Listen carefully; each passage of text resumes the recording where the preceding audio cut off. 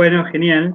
El viernes pasado comenzamos a trabajar este autor que se llama Kant, inspirados y guiados por este autor que se llama Ulm y que hemos estado siguiendo su narración de Kant. Entonces, lo que vamos a tratar de hacer ahora es continuar y profundizar algunos de esos conceptos. Tengan en cuenta siempre que yo no comento los libros, sino que lo que doy son herramientas cognitivas para que ustedes puedan leer mejor esos contenidos, ¿está bien? Ustedes lo leen, yo lo que hago es darles herramientas para que puedan leerlo, interpretarlo, comprenderlos mejor. El encuentro pasado hicimos un pantallazo general. Lo que vamos a detenernos ahora es en algunos puntos. Acuérdense que lo que dice Kant es que, ¿se acuerdan que empieza con el tema del gusto, ¿no? El gusto es subjetivo y esa experiencia, que es innegable, pero es subjetiva. Eso es genial, tenerlo claro, sobre todo cuando tenemos hijos, ¿vieron? Cuando uno le dice, come brócoli, que es delicioso.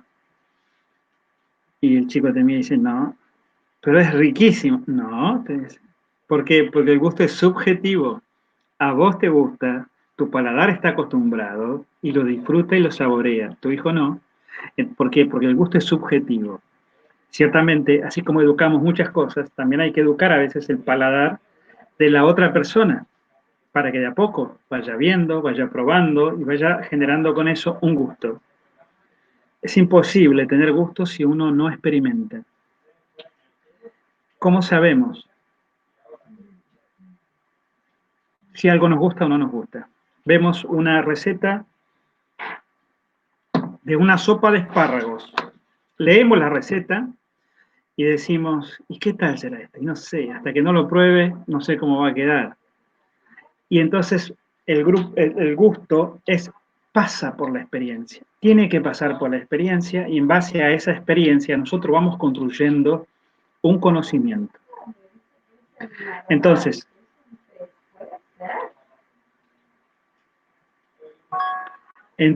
a partir de ahí, a partir de esa experiencia, yo voy desarrollando, como dije, un conocimiento.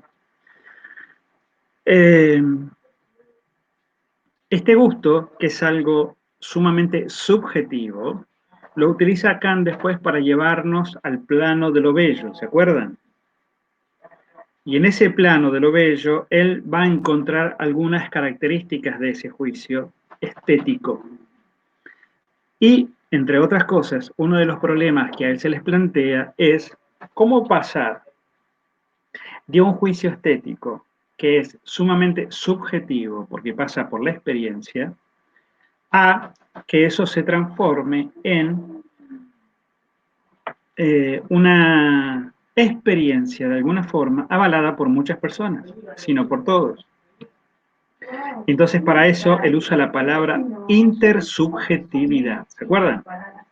La intersubjetividad tiene que ver con la construcción de un conocimiento basado en la suma de subjetividades. Eso es maravilloso. Entenderlo así, la intersubjetividad, es genial. Nuestro conocimiento, acá, nosotros, este curso, tercer año de Filosofía del Arte de la ESBA 2020, tenemos que construir nuestra intersubjetividad. ¿Ven? Si yo no entiendo la intersubjetividad, lo que termino haciendo en muchos casos es una imposición. ¿Sí? Una imposición de un pensamiento único. Por ejemplo, el mío. Por ejemplo, el de tal autor. Y entonces, ¿qué hago? Intento que ustedes lo acepten, lo entiendan y lo repitan tal cual yo lo enseño. Ahí no estamos generando intersubjetividad. Simplemente estamos generando buenos repetidores, ¿entienden? Acuérdense que el conocimiento pasa por la experiencia.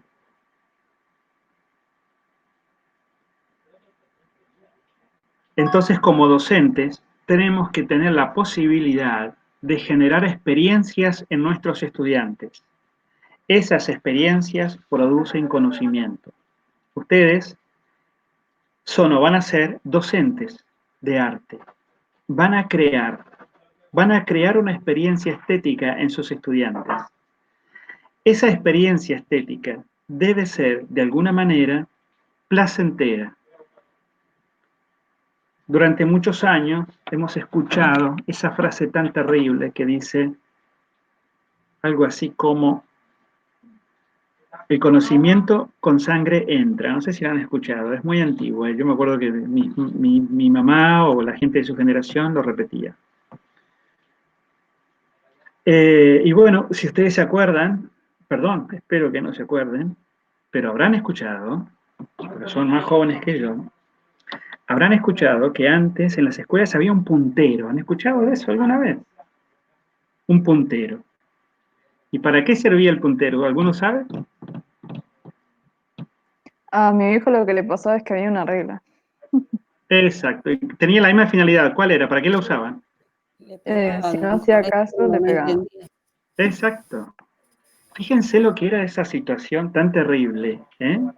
De tener la necesidad de golpear a alguien para que aprenda, para que genere una conducta deseable para el aprendizaje. Bueno, estamos a una distancia epocal de esa situación. Entonces, uno no tiene la necesidad de llevar un puntero en el aula para que los estudiantes se porten bien o para que los estudiantes aprendan. ¿En qué consiste el aprender? ¿Se acuerdan? En un encuentro dialéctico entre el docente y los estudiantes, y el encuentro de esos dos factores se genera un contenido. Y ese contenido, cuando es aprendido, genera en la persona un conocimiento. ¿Ven? Ahora, ¿se acuerdan de Paulo Freire? Diría Paulo Freire, es imposible que el conocimiento se produzca si alguno de los factores, en este caso el educando, tiene miedo, tiene desconfianza, tiene temor o le tiene bronca al docente, al educador, diría Freire. Desde esa perspectiva, el educando siempre va a estar a la defensiva. Por lo tanto, cuando alguien está a la defensiva,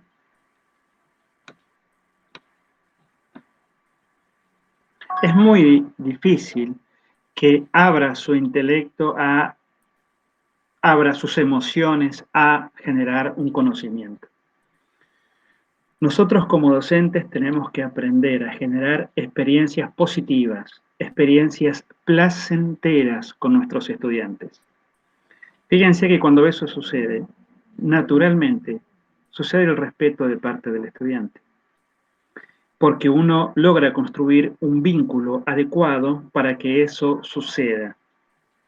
Entonces, ¿por qué les hablo de esto? Porque justamente estamos hablando de los juicios estéticos. Ustedes van a ser docentes, profesores, maestros de la enseñanza plástica.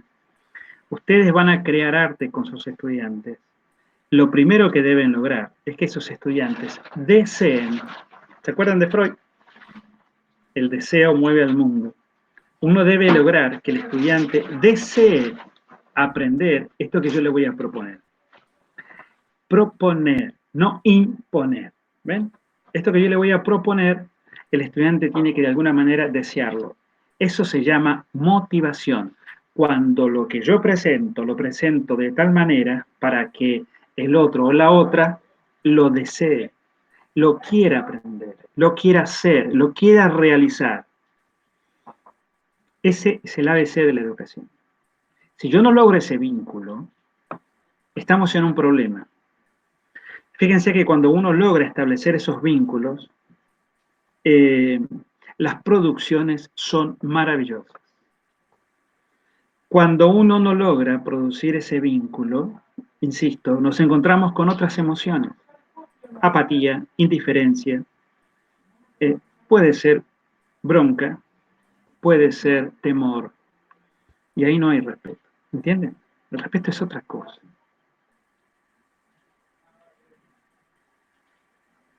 Cuando hay respeto, hay responsabilidad.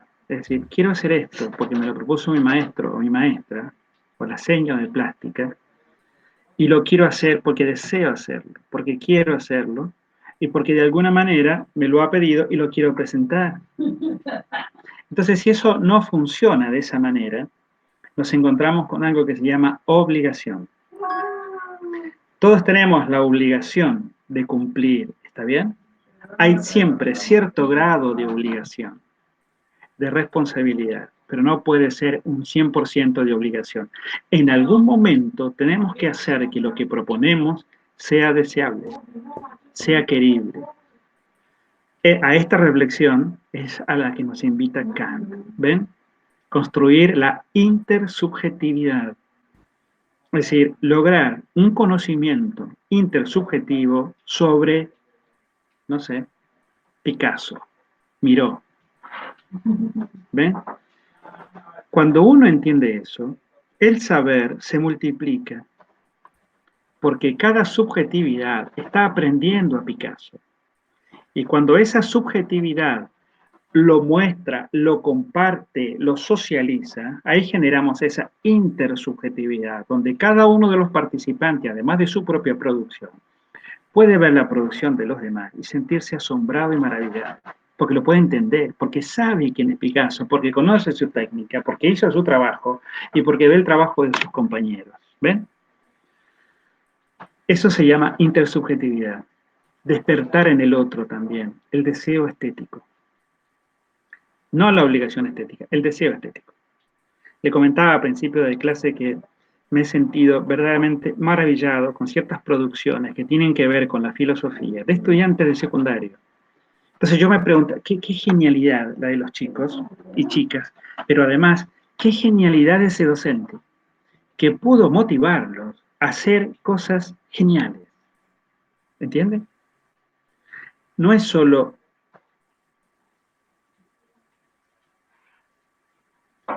lo que uno hace, es cómo nos motivan para hacerlo. Y les habrá pasado a ustedes en su propia experiencia, o quizás en sus hijos, que cuando esa motivación no está, al otro le da igual hacerlo o no hacerlo. O hace cualquier cosa, porque total es algo que tiene que presentar y ya está. Es decir, no hay una motivación de hacer el mejor esfuerzo, no hay la motivación de hacer algo porque siento placer, porque me gusta, porque lo disfruto. Entonces, si uno relee el texto de Ulm de Kant, en el fondo es una invitación a generar esa relación intersubjetiva en la construcción de la experiencia estética. ¿Está? Otro punto que él va a plantear tiene que ver con esto de el sentido común, ¿se acuerdan? El sentido común es algo que se construye. ¿Cómo se construye? Y porque más o menos todos comúnmente actuamos, pensamos de la misma manera ante las mismas situaciones. ¿Eso quiere decir que está bien? No, no quiere decir que está bien. Solamente dice que la mayoría de las personas actuarían de una manera determinada frente a una situación. No dice otra cosa. Si les ponemos categorías morales, estaríamos diciendo que el sentido común dice lo que está bien. Por lo tanto, si yo no me enfilo dentro de ese sentido común, lo que estoy haciendo está mal. Bien y mal son conceptos subjetivos. Entonces, no le pongamos categorías morales a todo. ¿Ven? Ahora, el sentido común es el que termina imponiendo un pensamiento único. Fíjense que hoy podríamos preguntarnos la pregunta transversal de este cursado, que es, ¿qué es el arte? ¿Qué es el arte? ¿Quién es el artista? Y la pregunta que sigue es, ¿quién lo dice? ¿Ven? ¿Quién lo dice? Y esa es la pregunta que nos pone otra vez ante esta situación que plantea Kant, ¿se acuerdan? Entre la academia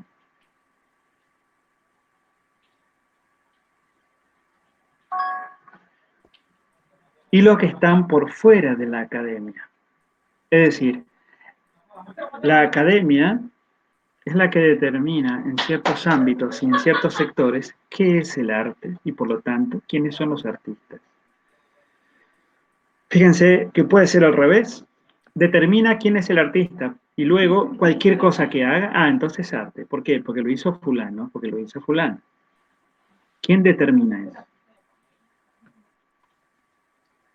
Yo les dije en la clase pasada, ustedes están en la academia y en muchos casos ustedes van a ser la academia, porque es un saber que se construye, es un saber académico el que ustedes están construyendo, ¿ven? Y en muchos casos ustedes van a ser los académicos que van a poder pensar y determinar. La pregunta es, ¿desde dónde lo van a hacer? ¿Con qué criterios? ¿Desde el pensamiento común? ¿Desde un pensamiento propio? ¿O desde una intersubjetividad? Es un tema que uno tiene que empezar a pensarlo, porque ustedes se van a transformar en los referentes del arte. Cuando usted vaya a trabajar a una escuela, va a trabajar a una escuela, le toca el turno tarde, va a ser la maestra de plástica del turno tarde. Y se va a transformar en la referente de todo lo artístico que pase por lo plástico. También estará el profesor de música que se encargará del arte musical y sonoro. Entonces, en muchos casos, le van a hacer consulta, le van a decir, le van a preguntar, le van a decir, anda, habla con la profesora de plástica, ella te va a decir porque ella es la que sabe. ¿Entienden? El tema es cómo uno ahí determina, piensa, construye con el otro un conocimiento, desde una intersubjetividad o desde una imposición. Fíjense que el sentido común termina a veces obligándonos a actuar de una manera determinada, porque es el sentido común. Insisto, no quiere decir que esté bien, solamente es el sentido común. Ayudarnos a pensar de manera divergente es fascinante. Ayudarse a aprender, sostenerse en el pensamiento divergente es fascinante. ¿Saben qué es el pensamiento divergente? Un pensamiento distinto.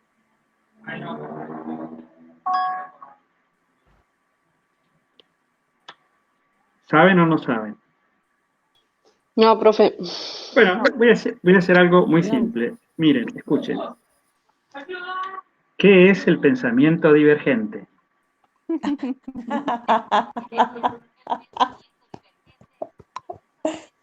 Que genera ideas creativas mediante la exploración de muchas posibles soluciones. ¿Escucharon? Sí. Se lo voy a leer de nuevo. El pensamiento divergente es un proceso de pensamiento que genera ideas creativas mediante la exploración de muchas posibles soluciones. El pensamiento divergente es un proceso de pensamiento que genera ideas creativas mediante la exploración de muchas posibles soluciones. Qué distinto es el pensamiento común. ¿Ven? A veces hay que animarnos a ese pensamiento divergente, a ese pensamiento creativo, a ese pensamiento que a veces nos hace distintos o distintas frente a una situación. ¿Saben qué? El sentido común es muy fácil, nos brinda seguridad. ¿Por qué? Porque digo lo que todos dicen, pienso lo que todos piensan y hago lo que todos hacen. Entonces, hay un autor que se llama Jean-Paul Sartre. Atravesó el siglo XX y participó de una corriente del pensamiento que se llamó existencialismo. Entonces él dice, eso se llama despersonalización. Es decir, yo dejo de elegir, dejo de pensar por mí mismo y deposito mi elección en el pensamiento común. ¿Quién genera el pensamiento común hoy en día? Los medios de comunicación. Si digo, a ver, ¿qué me voy a poner? Si tuviera que ir a comprarme ropa, bien, ¿qué me pongo? Si yo no quiero pensar, tengo que decir, ¿qué se usa ahora? Se usan unos jeans de tal forma. Listo, pues me compro uno, ya está. Me masifico, estoy a la moda, hago lo que todos hacen. Aunque simuladamente pareciera mi propia elección, en el fondo estoy actuando bajo la presión del sentido común. Puede que de vez en cuando los pantalones me gusten.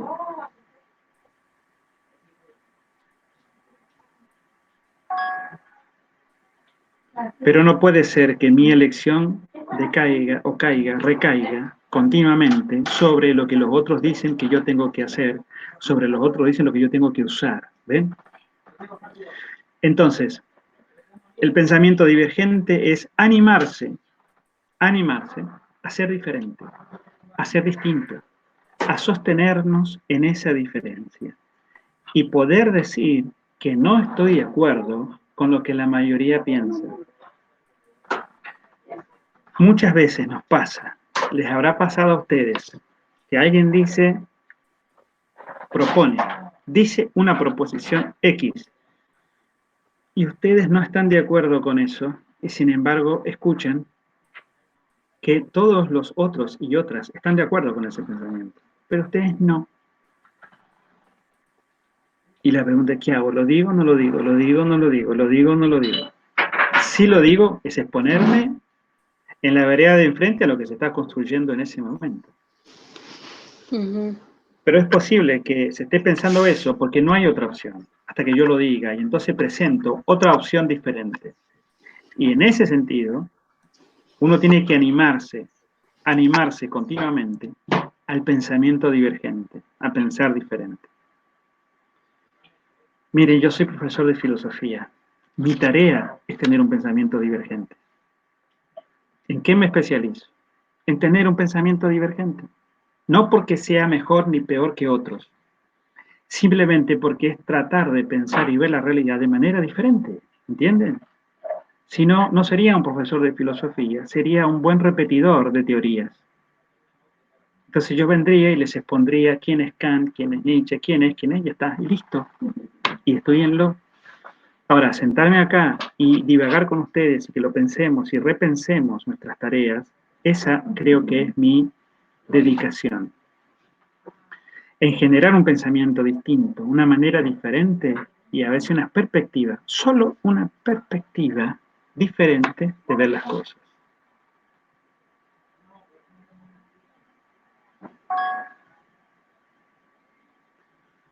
Bien, fíjense que volvemos a lo mismo, como empezamos esta breve reflexión. Si hablamos de gusto, no tenemos que imponerlo. Lo que tenemos que hacer es generar esa experiencia de tal forma que a la gente le guste lo que nosotros proponemos.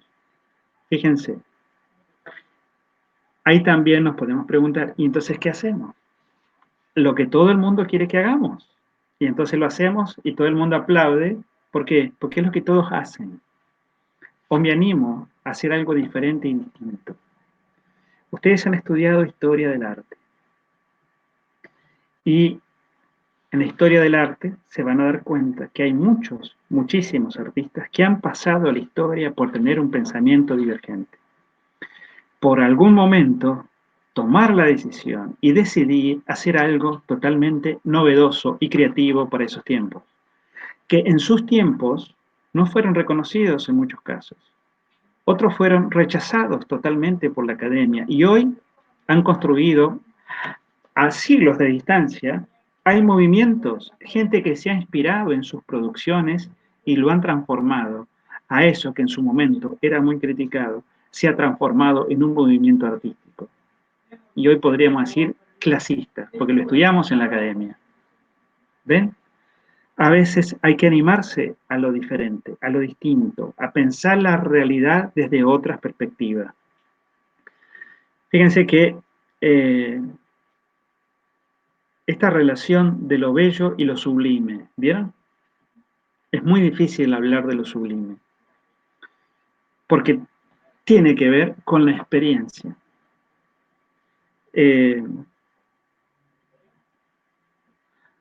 Hay ciertas experiencias del ser humano que son inefables. Inefable quiere decir que no se pueden decir, que no se pueden explicar a los demás, porque es algo que a vos te aborda, te abarca Y es muy difícil que el otro entienda lo que le estás diciendo si no tuvo la misma experiencia. ¿Ven? Lo sublime tiene que ver con eso. Es una experiencia totalmente propia y personal que de alguna manera es casi intransferible a los demás. Esto yo particularmente lo asocio a ciertas experiencias místicas. ¿Han escuchado hablar de experiencias místicas? Que vienen del ámbito de la creencia, ni siquiera del ámbito religioso. Todas Sí, las religiones y todas las creencias han tenido experiencias místicas. Algunas son más famosas que otras, pero lo propio de esa experiencia es que es, como dije recién, inefable. Es muy difícil de poder contarle a los demás qué fue lo que sentiste en esa experiencia. ¿Ven? Entonces, para Kant nos pone en esa situación de que la experiencia estética en algún momento va a generar, fíjense, lo bello que produce, dice. Lo bello persuade, convence, es racional, te atrae a nivel consciente, justamente porque es racional. Lo bello genera placer, genera contención, guarda sus formas, guarda su magnitud, guarda su armonía, guarda su proporción.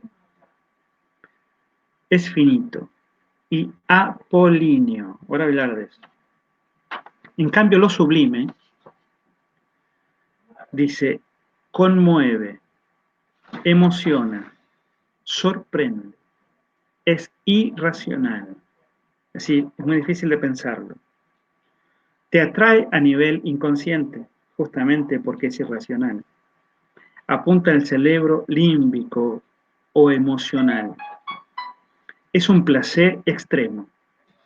Es un placer a veces doloroso. Dice el autor, lo podemos asociar hasta con el orgasmo. Un placer sublime en el ser humano, pero que es muy difícil de explicar con las palabras. Es incontenible, pierde las formas, es infinito, es dionisíaco. En este listado está la clara diferencia de lo bello y lo sublime. Todos tenemos la experiencia de lo bello, pero en algún momento de la vida debemos experimentar lo sublime. Muchas veces lo sublime tiene que ver con la propia creación. Cuando vos, personalmente, creás algo.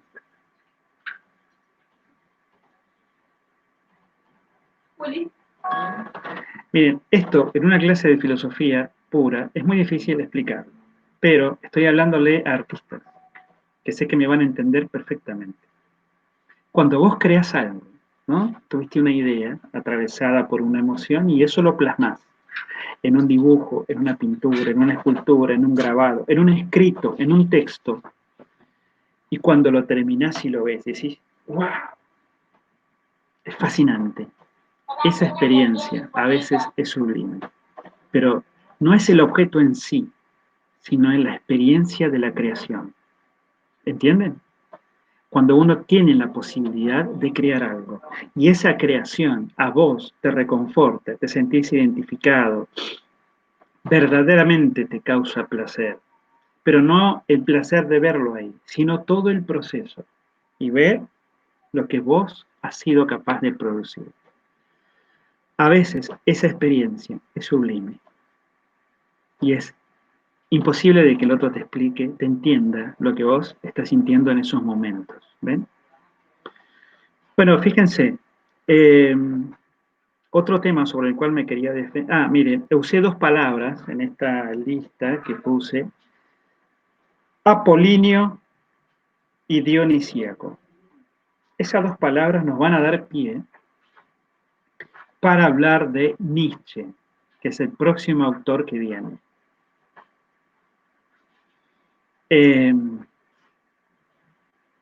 Yo pensaba explicarlo, introducir lo apolíneo y lo dionisíaco, y el viernes que viene empezar a desarrollar en Nietzsche. Pero como el viernes que viene vamos a hacer esta evaluación comunitaria, grupal, intersubjetiva, no voy a hablar de lo apolíneo y lo dionisíaco acá, lo voy a dejar pendiente para hablarlo cuando nos introduzcamos en esto. Pero es fascinante.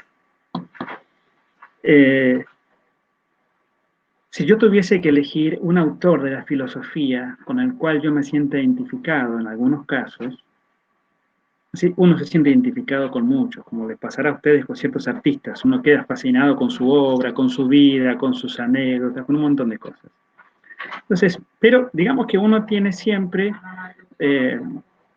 como una selección de fútbol, los 11 mejores, ¿no? De toda esa gama que puede integrar la historia del arte o la historia de la filosofía, vos tenés algunos que para vos son tus favoritos.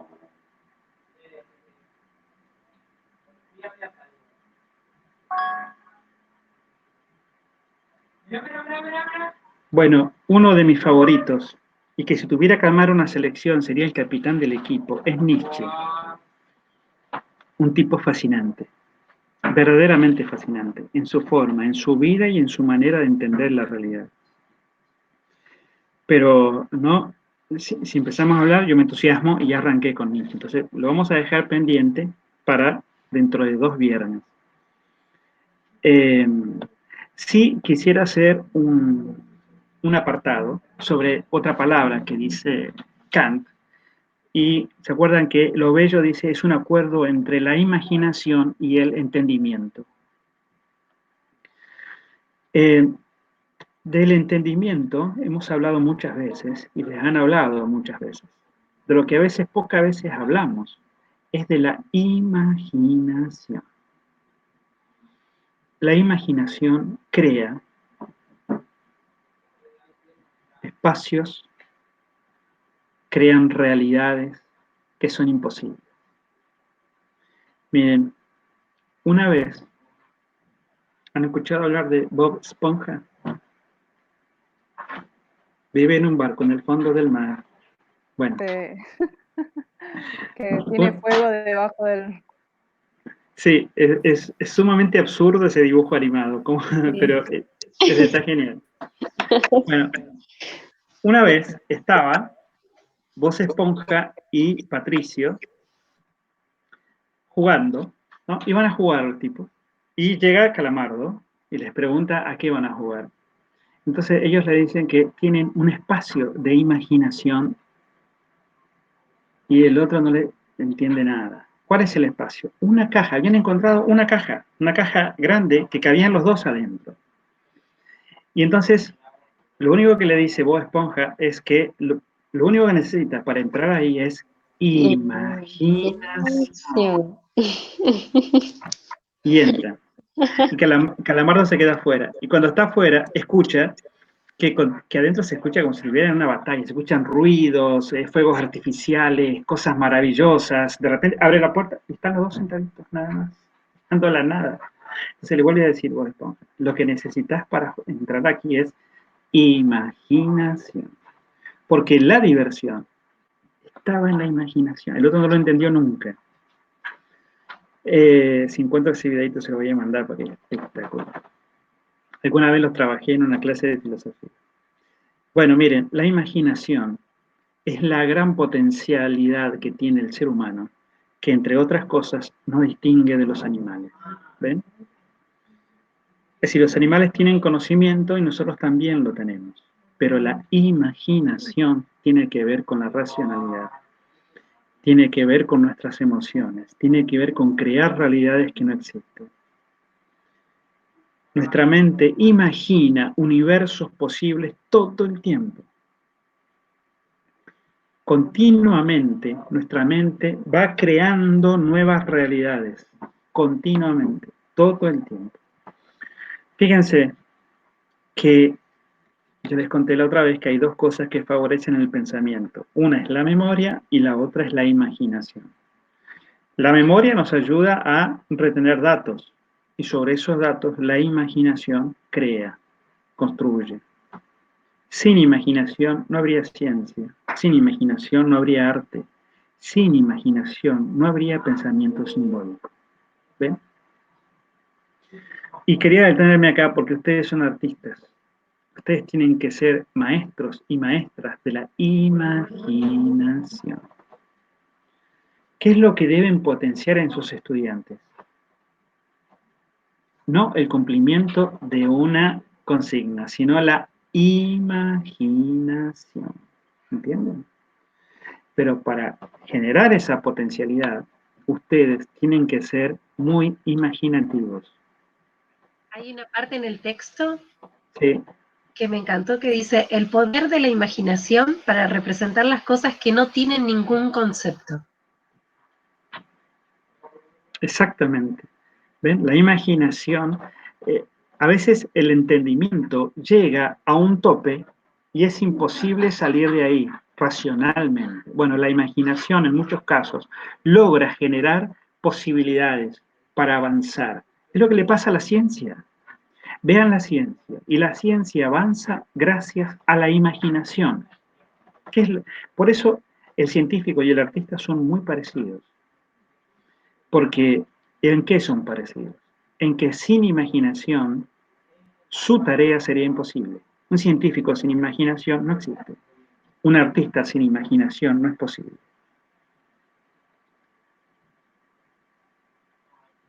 Bien. Macarena, ¿querías hablar? Sí, yo quería preguntar con respecto a eso de la imaginación, ¿cómo es que pasa que si en el caso de nosotros que la creamos a través de nuestro arte, como una persona común y corriente dice ser que no tiene imaginación? O sea, como que, como no hace lo que hacemos nosotros, dibujar, pintar, es como que dicen que no tienen imaginación y yo no sé a veces qué responder en ese sentido. Bien. Yo tampoco sé qué responder, así que no vamos a contestar esa pregunta. No, Macarena. Mira, pasa que eh, cada habilidad que tenemos los seres humanos tiene que ser educada para ser desarrollada. Cada cosa. Así como cuando uno quiere, no sé, participar de una maratón y no ha corrido nunca, y es muy difícil que pueda participar de una maratón. La gente que termina, no, yo no sirvo para correr. Es una anulación. Ahora, si esa persona empezara primero a caminar, después a correr de a poco, de a poquito, y se entrenase, es muy posible que quizás en un par de años logre participar de una maratón. Mm. Participar, ¿eh? Participar y quizás lo logre terminar a la maratón. ¿Qué ha necesitado hacer? Ha necesitado ejercitarse en esa disciplina para poder adquirir las habilidades necesarias. Con respecto a la imaginación, pasa exactamente lo mismo. La imaginación no ha sido desarrollada generalmente en nuestra escuela. La imaginación no es valorada como tal. Muchas veces en las escuelas nosotros, entre comillas, premiamos y estimulamos a los buenos repetidores. Aquel que dice lo que yo dije, tal cual lo dije, wow, es genial. Fíjate que Estamos acostumbrados a la copia. estamos acostumbrados a la copia. Y en muchos casos, la educación pretende la copia. Claro. Tal cual, sí. Entonces, a alguien que le hemos enseñado a copiar, a copiar, a copiar, a copiar, que no hace si no le decimos, a que nosotros le digamos lo que tiene que hacer para luego hacerlo, entonces nos encontramos con gente que no sabe desarrollar la imaginación y que responde eso que dijo Macarena. No sé, no tengo imaginación. No, sí la tiene, lo que tiene que hacer es desarrollarla. Claro, eso es lo que me refiero, que yo digo que para mí no es que no la tienen, sino que no la desarrollaron bien, si más allá de que desde el nivel inicial hasta secundario vos tenés plástica, entonces es como que te dicen, no, yo mi imaginación no tengo, no sirvo para eso, entonces yo creo que no es que no la tienen, sino que no la desarrollaron bien o no les interesó directamente. Bien. Voy a hacer una pregunta antes de continuar. Kevin, ¿estás ahí? Hola, hola, hola. Sí, sí, sí. Sí. Estoy. No, ¿hay un tiempo límite para grabar, Kevin? Tenían de 190 minutos, me parece. Y habría que ir redondeando para que... Me fijo en la compu, va 1 hora, 8 minutos. No, 60 minutos lleva aproximadamente, así que tiene un rato largo todavía. Bien, bien.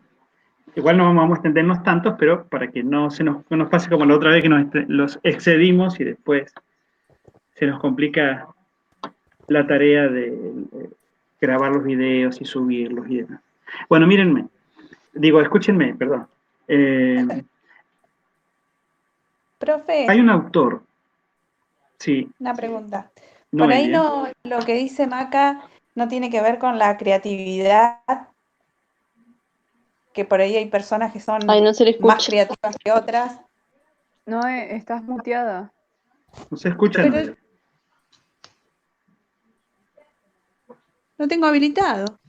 Yo sí lo escucho.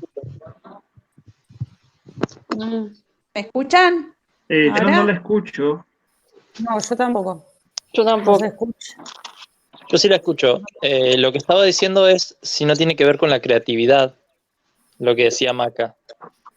No sé por qué no la escuchan. Bien. Kevin, tenés un sexto sentido. Debe ser eso. Totalmente, sí.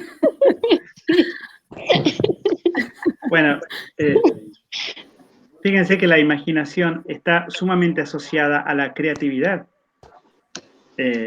Pero la creatividad, ustedes no la circunscriban supongamos, al arte.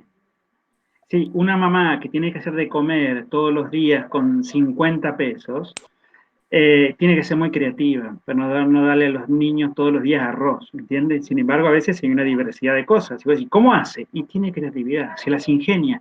Imaginación. La imaginación es la que nos ayuda a resolver conflictos y situaciones que de otra manera no avanzaríamos. Becca, creo que quería hablar. No, yo quería, Juan. con respecto a lo que dijo la compañera, una cosita que puedo llegar a aportar es esto del miedo, todo lo que es el miedo a equivocarnos. Durante toda la educación primaria y secundaria se castiga el error, no se premia nunca al que se anima a equivocarse, claro, al atreverse. Cuando vos querés una solución creativa, yo me encuentro muchas veces con alumnos que no se animan a llevar a cabo sus ideas, vienen y te las cuentan para ver si están bien. Entonces, te das cuenta de que viven presionados con el miedo de equivocarse. Y la realidad siempre les ve la misma respuesta, tengo que verla. No, pero ¿y si me equivoco? No pasa nada. No pasa nada. ¿Te equivocaste? Nadie murió, no pasó nada. Tan simple como eso. Entonces, vos, siendo profesor de plástica, después te das cuenta de que no, los chicos no se animan a dibujar una cabeza porque cuando lo hicieron mal y los cagaron a pedo, o los retaron, claro. Le dijeron está feo, no te salió. En lugar de decir, qué bien que te animaste a hacerlo, te enfrentaste, no importa si perdiste, pero te enfrentaste a ese error. Claro. A ese nuevo conocimiento. Es natural que te salga mal porque es la primera vez que lo haces. Es normalizar que uno se equivoca, pienso yo, y eso también lleva a que uno no se anime a pensar diferente de las soluciones normales. Tenés muchas alternativas, pero uno siempre va a lo seguro, a lo que ya se conoce. Sí, es verdad, muchas gracias. No hay mucho más que acotar a lo que acaba de decir, ¿eh? Es un resumen claro. Mire, la humanidad ha llegado hasta nuestros días aprendiendo en este binomio de ensayo-error, ensayo-error, ensayo-error. Vayan a un mecánico. Micaela, ahora te doy la palabra. Vayan a un mecánico, y el mecánico, ¿qué va a decir? A la primera no acierta, va a empezar a probar, y cada una de esas pruebas quizás lo conduzca a un error, decir, no, esto, hasta que encuentra. Y el tipo dice, es este repuesto que no funciona, listo, lo cambiamos. ¿Cómo llegó a esa respuesta luego de haberse equivocado muchas veces? Ensayo-error. Pero, como decía recién el compañero, la educación durante muchos años ha castigado el error. Entonces nos da miedo equivocarnos. Y ese miedo no nos deja ser, no nos deja pensar.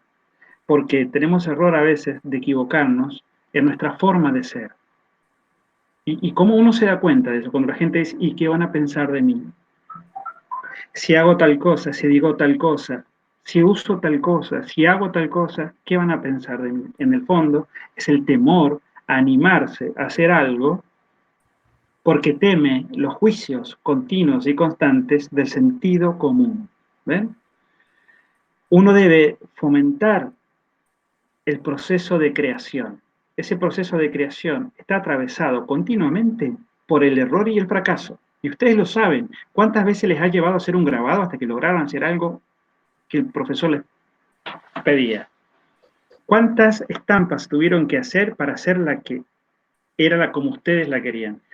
Es decir, hicieron 20. La 20 salió como ustedes querían. ¿Y las 19 qué? Son errores y fracasos, pero son partes del proceso. Nunca habrían llegado a la 20 sin las 19 anteriores. Claro. Entonces, es muy valioso el error y es muy valioso el fracaso en un proceso de aprendizaje. Micaela. Otra cosa es que mucha gente que dice como no tengo imaginación, tampoco se preocupa en el tema de la investigación. En dibujo de cuarto lo que nos están haciendo es mirar muchas obras, muchos artistas, y eso también ayuda a que la imaginación tome algún aporte de algún lado, porque si nos quedamos en el molde no se nos va a venir nada en la cabeza. En cambio, si empezamos a investigar, a leer y a observar, ya empieza a cambiar, ya empieza a obtener información nuestro cerebro, conocimientos, nuevos conceptos que también nos ayuda a seguir creciendo en el tema de la imaginación. Así es. Mire, en muchos casos, la imaginación lo que necesita es inspiración. Inspiración. No tomar a alguien para copiarlo, sino tomar algo o a alguien para que me inspire, para que me ayude a pensar de otra forma, de otra manera. La propuesta que tiene que ver con la evaluación tiene que ver con eso, en estimularnos entre nosotros mismos a producir y poder comentar sobre la producción de nuestros compañeros. Lo hemos hecho en clase el año pasado, con el fin de quizás felicitarlo. ¿Ven? Dice, wow, qué genial estuvo este trabajo. Y esas simples palabras, al que lo escucha, le llena así el alma. ¿Entienden? ¿Por qué? Porque la educación durante muchos tiempos está dedicada a señalar el error. Te equivocaste acá, te faltó esto, te faltó. Pero nadie dice, che, qué bueno esto que pusiste, qué buena respuesta, qué buena esta acción. Sos genial. Qué interesante lo que acabas de decir. Qué maravilloso tu trabajo. Qué genialidad tu participación. Lo que acabas de decir nos hace muy bien a todos. Son frases simples, pero que dicha en un aula de una escuela primaria estimula al estudiante a animarse a ser auténtico, a crear, a desarrollar la imaginación. Y fíjense, el lenguaje crea realidades. El lenguaje crea realidades. El lenguaje crea realidades. Si yo le digo a alguien, sos un inútil. No puedes, te lo expliqué 20 veces y no lo entendés. ¿Ves qué inútil que sos? Nunca te sale nada. Bien, dicho eso durante mucho tiempo, quizás en forma de broma, quizás sin la mala intención, pero sostenido en el tiempo, hace que la persona a la larga se convence, decir, yo no sirvo para esto. Soy un inútil haciendo esto. ¿Por qué? Porque, bueno, no solo lo dicen, sino que cada fracaso es una confirmación de lo que le dicen. En cambio, si yo le digo a alguien, wow, sos genial. Mira, entendé, no te sale ahora, pero si vos continúas perseverando, te va a salir. Ánimo. ¿Ven?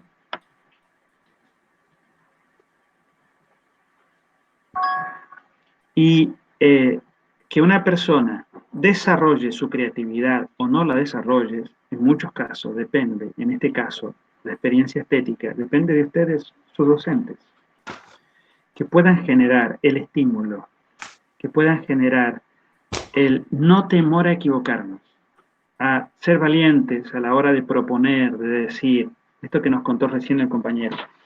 Es decir, animate a equivocar, animate al error, es tu forma de aprender, ese es tuyo, y aunque te hayas equivocado, es tuyo, no importa, lo vamos a mejorar, yo te ayudo, lo mejoramos juntos, pero uno lo sostiene en el tiempo. Tenemos que ser buenos estimuladores para generar buenas respuestas. ¿Se acuerdan del conductismo? Estímulo, respuesta.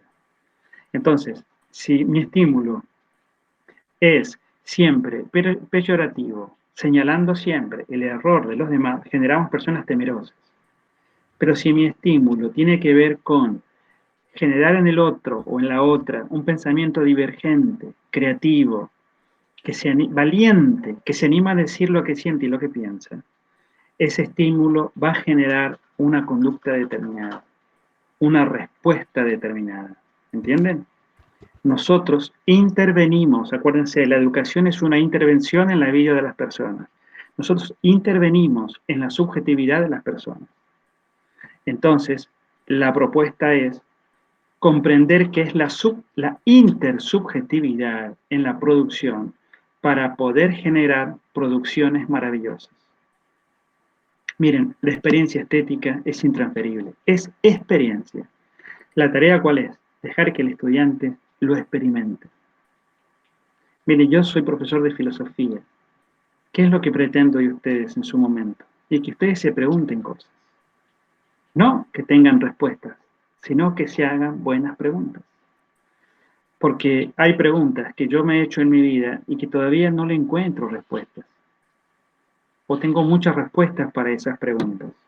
Pero lo que no podemos renunciar es a preguntarnos sobre la realidad. El que no pregunta sobre la realidad termina anulando y aceptando la creatividad. La realidad. Entonces te terminás anulando, diría Sartre.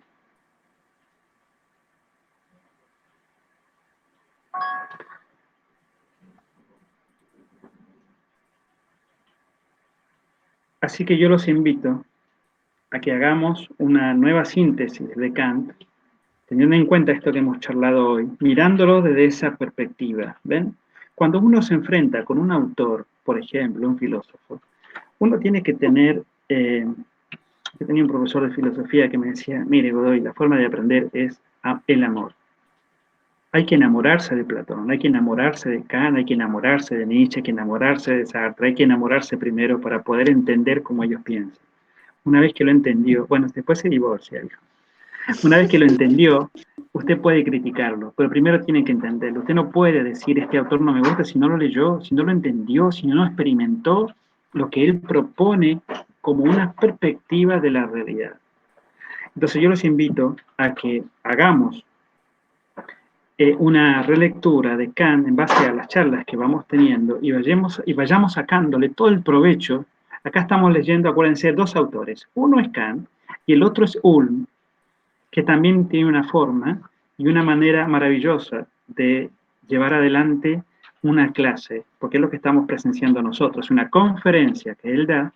Entonces estamos mirando dos autores, uno que comenta al otro. O sea, lo estamos mirando a Kant, pero lo miramos a través de los ojos de Ulm, que es muy interesante tener eso. Estamos estudiando dos autores. Un autor y su comentador. Así que bueno, miren, vamos a parar aquí en cuanto a los contenidos que vamos a desarrollar.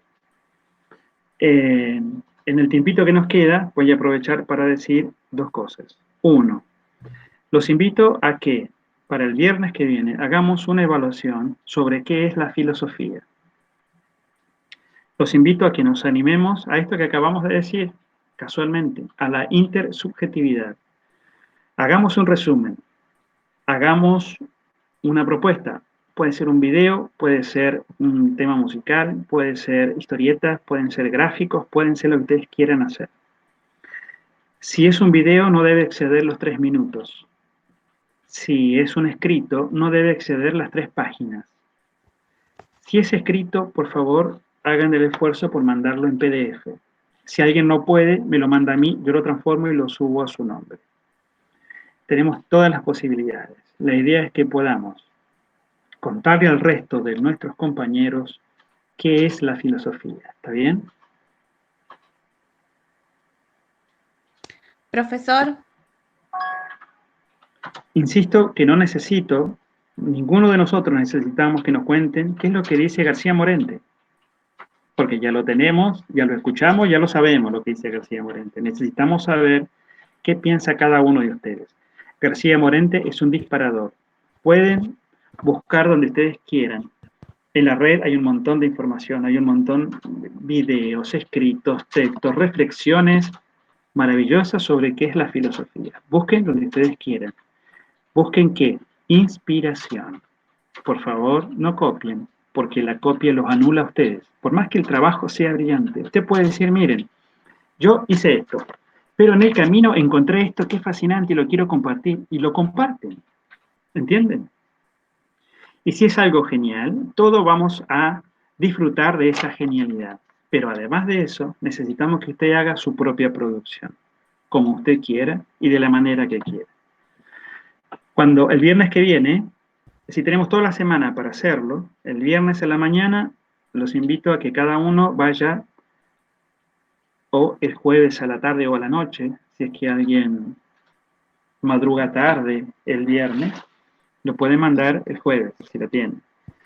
Entonces la idea es que lo vayan mandando y todos podamos ir viendo, compartiendo y demás. Cosa que en la clase que tengamos, en el encuentro virtual, podamos hacer comentarios, podamos hacer observaciones, felicitaciones a las producciones que hemos hecho. Insisto, si esto sale bien, la idea es que cada uno de ustedes va a tener la posibilidad de tener múltiples miradas sobre esa simple palabra de qué es la filosofía. Entonces, lo bueno es que todo esto lo vamos a enviar por WhatsApp.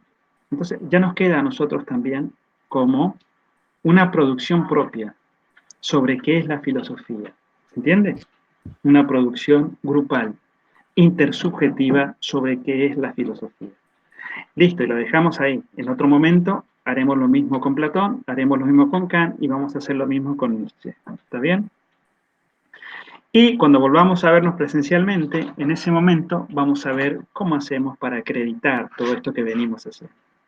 La evaluación es un alto en el proceso justamente para esto, para ver qué entendimos, qué comprendimos y cómo podemos ayudar con nuestro aporte a que nuestros compañeros lo comprendan mejor. Bueno.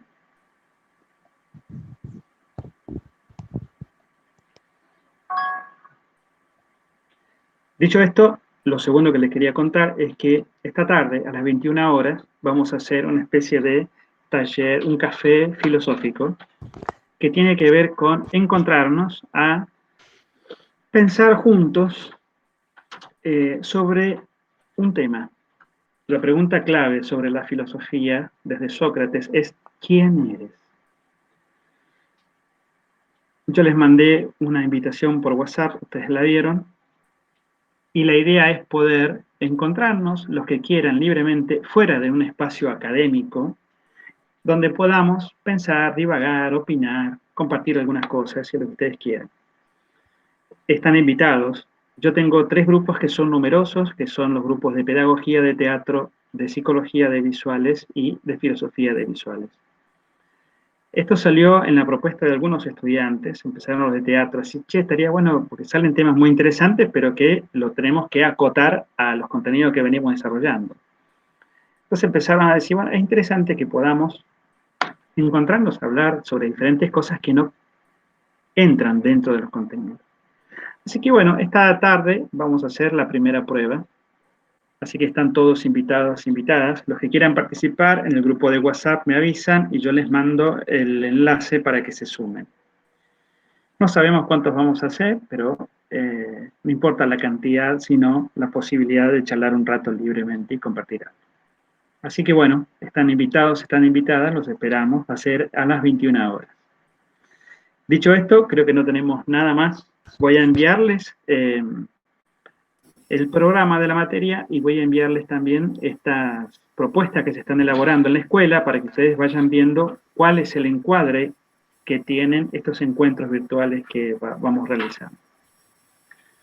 Bueno, dicho esto, muchas gracias, buenas tardes y nos veremos el viernes que viene. Gracias, profe. Adiós.